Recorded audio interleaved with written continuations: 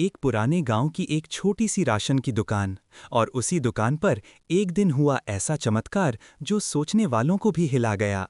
सोचो जरा, जब तराजू के एक पल्लू में रखा गया एक पुराना मुरझाया हुआ कागज जिसका बाजार में एक पैसा भी दाम नहीं, और दूसरे पल्लू में रखे गए चावल, दाल, सब्जी, तो तराजू किसके पक्ष में झुकता? सबको लगा राशन भारी होगा, लेकिन तराजू का पल्ला तो उस कागज की तरफ झुक गया। और वही कागज आखिर में पूरी राशन की दुकान खाली करवा गया। पर कैसे? क्या लिखा था उस कागज पर? और कैसे एक बेकार कागज एक गरीब औरत की किस्मत बदल गया? ये कहानी खोलेगी एक ऐसा राज जो शायद आपकी सोच, आपका नजरिया हमेशा के लिए बदल दे। उस बुढ़िया का नाम था गोमती। जिंदगी ने उसे कभी फूलों का सहरा नहीं दिया, सिर्फ कांटे और दर्द। जवानी में पति गुजर गए और बुढ़ापे में 3 नन्हे पोते उसके कंधों का बोझ बन गए। बोझ नहीं, उसकी दुनिया का सबसे बड़ा खजाना। उसके छोटे से कच्चे घर में एक मिट्टी का चूल्हा था, लेकिन उस चूल्हे की आग 3 दिन से ठंडी थी। 3 दिन एक भी दाना नसीब ना हुआ। बच्चे भूख के मार से रो रो कर सो जाते। दादी, हमें भूख लगी है। उसने चुपके से अपनी आंखों के आंसू पोंछे, पर अंदर से वो बिल्कुल टूट गई थी। उन नन्हे होठों के शब्द गोमती के कानों में गूंज जाते, उसके दिल को चीर डालते। गोमती ने हर दरवाजा नॉक किया। सबसे पहले अपने पड़ोसी के घर गई। भाई, जरा कुछ दाल दे दो, कल लौटा दूंगी। उन्होंने हाथ जोड़कर कहा, हम खुद मुश्किल में हैं। फिर दूसरे घर गई, वहां जवाब मिला, बुढ़िया, तुम्हारा दिन खराब है, जाओ कृष्णा से कहना। वो लोग मजाक कर रहे थे, लेकिन गोमती ने उसे हकीकत समझ लिया। उसने सोचा, सही कहा उन्होंने, मुझे कृष्णा से कहना चाहिए। थकी मंदी गोमती मंदिर की सीढ़ियों पर बैठ गई। उसने अपने कांपे हुए हाथ जोड़ लिए, आंखों से आंसू बह निकले। वो धीरे से बोली, हे कृष्णा, मेरे घर के चूल्हे में आग बुझ गई है। मेरे नन्हे पोते भूख से सो जाते हैं। मैं कुछ नहीं कर पा रही। बस आप ही मेरी आखिरी आशा हो। मुझे शक्ति दीजिए कृष्णा, ताकि मैं उन्हें खिला सकूं। उसके प्रार्थना के शब्द हवा में गूंज उठे, जैसे मंदिर की घंटी के साथ मिलकर सीधे भगवान के चरणों तक पहुंच रहे हो। प्रार्थना करते करते गोमती के मन में एक अजीब सी शांति उतर आई। उसने आंखें बंद की थीं और जैसे किसी ने दिल के अंदर से आवाज दी हो, जा, कोशिश कर, कृष्णा तेरे साथ है। उसने आंसू पोंछे, दुपट्टा संभाला और अपने दिल से कहा, मेरे पास एक पैसा भी नहीं, पर शायद मेरे कृष्णा अपना रास्ता खोलेंगे। बस इसी विश्वास के सहारे गोमती मंदिर की सीढ़ियों से उठी और धीरे धीरे राशन की दुकान की तरफ चल पड़ी। उसके लिए गांव की राशन की दुकान भी एक मंदिर से कम न थी, और दुकानदार उसके लिए भगवान का दूत ही था। दिल में एक ही विश्वास था, भगवान कृष्ण मुझे कभी अकेला नहीं छोड़ेगा। बस इसी भरोसे के साथ गोमती अपने फटे पुराने दुपट्टे को संभालते हुए राशन की दुकान की तरफ निकल पड़ी। चलते वक्त उसकी नज़र बार बार मंदिर के शिखर पर जाती, जैसे वहां से भगवान कृष्ण उसके कदम संभाल रहे हों। उसके कदम थक गए थे, लेकिन विश्वास का सहारा उसे चलाता रहा। रास्ते में उसने देखा कुछ बच्चे खेल रहे थे। उनके हाथों में पकौड़े, उनकी हंसी में सुकून। गोमती के पोते याद आए, जो भूख से रोते रोते थक गए थे। उसकी आंखों में आंसू आ गए, पर उसने अपना आंसू दुपट्टे के कोने से पोंछ डाले। उसने मन में कहा, भगवान, मैं अपने पोते के लिए आई हूँ। मैं खुद के लिए कुछ नहीं मांगती, सिर्फ उनके लिए एक मुट्ठी चावल चाहिए। उस पल किसी को नहीं पता था कि एक बुढ़िया के दिल की पुकार एक ऐसा राज खोलने वाली है जो आज भी लोगों के दिल को हिला देता है।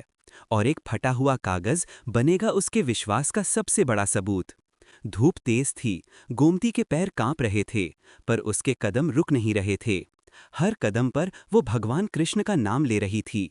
गांव के लोग उसे देखकर हंस रहे थे, अरे बुढ़िया, पैसे के बिना राशन लेने जा रही है, लगता है भूख ने अकल खराब कर दी है। लेकिन वो बस मुस्कुराई और बोली, जिसके पास कृष्ण है उसके पास सब कुछ है।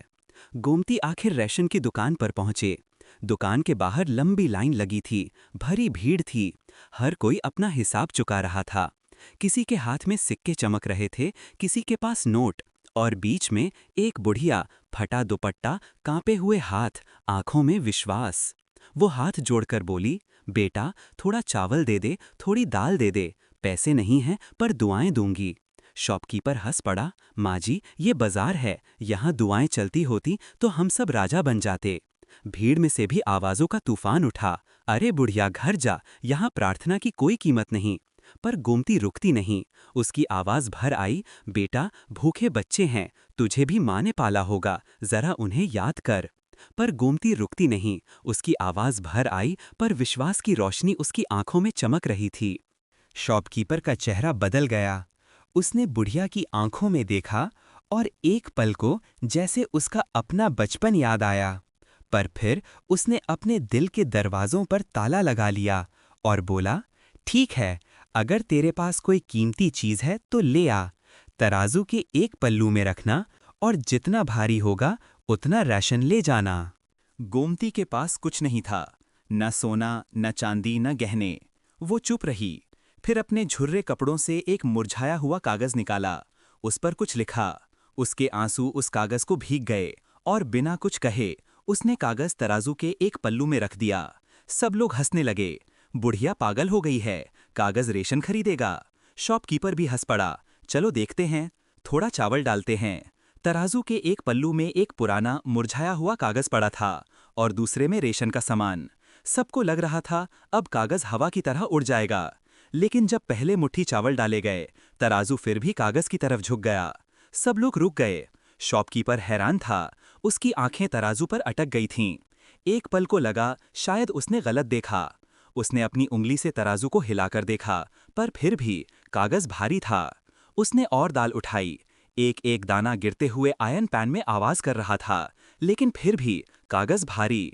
उसने और सब्जी डाली, लौकी, बैंगन, टमाटर, एक एक गिरता जा रहा था, लेकिन फिर भी कागज भारी। फिर उसने पूरा थैला भर दिया, चावल, दाल, आटा, तेल, नमक, सब कुछ। लेकिन तराजू का पल्ला कागज की तरफ झुकता ही रहा। भीड़ में खामोशी छा गई। कोई कुछ बोल नहीं पा रहा था। सबके होठ खुले के खुले रह गए थे। क्या एक पुराना कागज सबसे भारी हो सकता है? क्या कागज में ऐसी ताकत हो सकती है जो रेशन के बोरी से भी ज्यादा हो?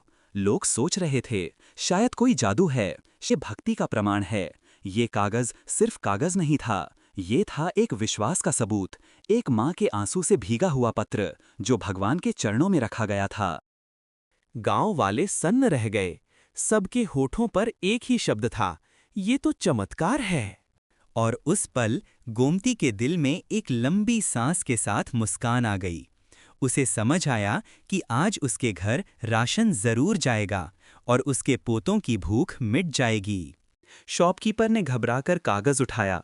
उस पर लिखा था, हे श्री कृष्ण, तुम सर्वज्ञ हो, अब सब तुम्हारे हाथ में है। उसके पैर डगमगाए, उसकी आंखों से आंसू बह गए। उसने तुरंत दुकान का सारा राशन गोमती को दे दिया। उस पल सबने समझा, इंसान के लिए कागज सिर्फ एक टुकड़ा था, पर जब उस कागज पर पूरे विश्वास से प्रार्थना लिखी जाए तो भगवान उसे जरूर पूरी करते हैं। सबने अपनी आंखों से देखा, कितना भी अनाज और सामान रखा गया, सब हल्का पड़ गया गोमती की एक सच्ची प्रार्थना के सामने। और उस दिन गांव ने समझ लिया, भगवान श्री कृष्ण कभी किसी भक्त को अकेला नहीं छोड़ते। जो भी दिल से पुकारता है, उनकी प्रार्थना जरूर सुनी जाती है। ताप गोमती ने मुस्कान के साथ कहा, सिर्फ भगवान जानते हैं प्रार्थना की कीमत। चाहे 1 घंटा करो या 1 पल, मंदिर में करो या घर के एक कोने में, जब भी दिल से करो भगवान तुरंत सुनते हैं। सब लोग सन्न हो गए। उस दिन उन्होंने समझा, सबसे बड़ी ताकत न दौलत है न सोना चांदी, सबसे बड़ी ताकत है प्रार्थना। और हम अक्सर कहते हैं, हमें वक्त नहीं मिलता, पर असल में वक्त तो सबके पास होता है। सवाल ये है, उसे कहाँ लगाते हैं? गोमती ने अपनी आंखों में आंसू और दिल में शुक्र के साथ राशन का बोरिया उठाया। वो धीरे धीरे चलकर घर आई। अंदर जाते ही उसके पोते भूख से रोते रोते सो गए थे। उसने उन्हें जगाया, प्यार से गोद में बिठाया। चूल्हे पर रोटी और दाल बनी, घर में खुशबू फैल गई। बच्चे हंसते खेलते खाने लगे। उनकी हंसी से छोटी सी झोपड़ी मंदिर बन गई। और गोमती ने आसमान की तरफ देखकर कहा, धन्यवाद कृष्णा, आपने मेरे पोते को बचाया। उस दिन गांव वालों ने भी समझा, भगवान दूर नहीं, वो हमारे आसपास ही हमेशा देख रहे होते हैं। और जब दिल से पुकारो तो प्रार्थना का एक कागज भी दुनिया के सारे दौलत से भारी होता है। दोस्तों, आपके हिसाब से प्रार्थना ज्यादा ताकतवर है या इंसान की मेहनत? अपना विचार कमेंट्स में जरूर लिखें।